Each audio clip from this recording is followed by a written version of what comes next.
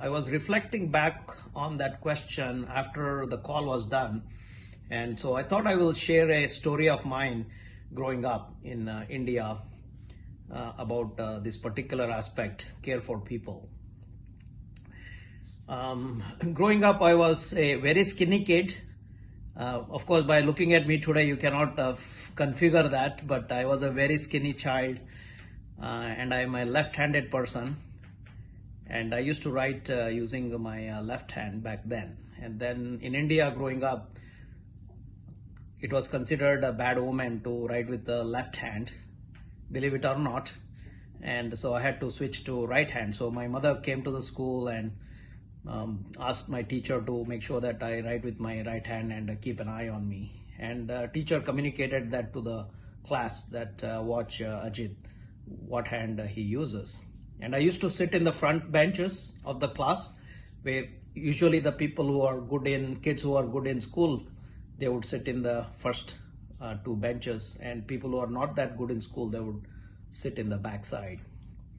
And and it was quite hard. I mean, imagine trying to change writing from one hand to the another, it's quite hard.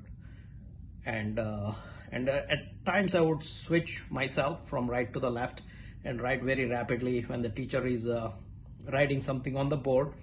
And so some of the kids who were sitting right next to me, they would complain to the teacher that Ajit is writing with the left hand.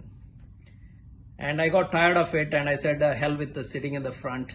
And then I went and sat in the back benches with all these guys who have been in the same class for many years. So they were much bigger to me. And I was like a little small guy sitting in between all these big boys. And the teacher would give exams. She would write something on the board and ask us to write the exam. So then I would write it, and we had a slate and a chalk, and I would write on it. And the people that were sitting next to me, they are the big boys, so they could see what I'm writing. And then I was perfectly fine with that, as long as they didn't complain to the teacher. I was using my left hand. I was comfortable with it. And so all of a sudden they started getting good grades, and they became my friends. And so in school, the kids from the higher grades would bully the younger kids, and I was also bullied at that time. They all of a sudden stopped bullying me because I was friends with all these muscular kids in the class. And that partnership worked great. So I think that I helped them and they helped me. And I think we together kind of graduated from the primary school. And so I think the important lesson that I learned at that point was to help others and help them to be successful.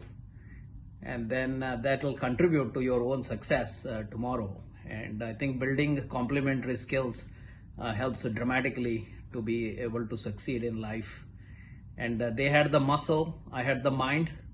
So I think that combination of muscle and mind worked great for both the parties, and we collaborated well to succeed. So I think I genuinely cared for their graduating, and they cared for my well-being, and it worked out great. So I think this is one example I would say about collaboration and building complementary teams and finding together, helping each other to succeed.